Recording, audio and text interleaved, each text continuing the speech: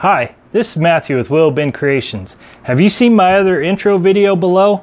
I hope not, because my kids told me it was terrible. 1, it had me in it. 2, poor lighting.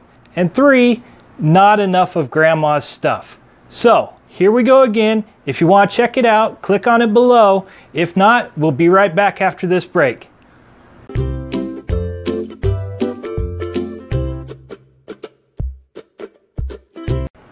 Welcome back. As my kids were saying, let's see more of Grandma's stuff. Here are some of her Continuum Smart Quilt patterns. There's Mule Deer Magic, Danger in the High Country, and Moose Meadows. Each one of these Continuum Smart Quilt patterns come with its own bonus accent pattern, which can be used in the border of a full-size quilt. But maybe a full-size quilt is not what you're looking to make.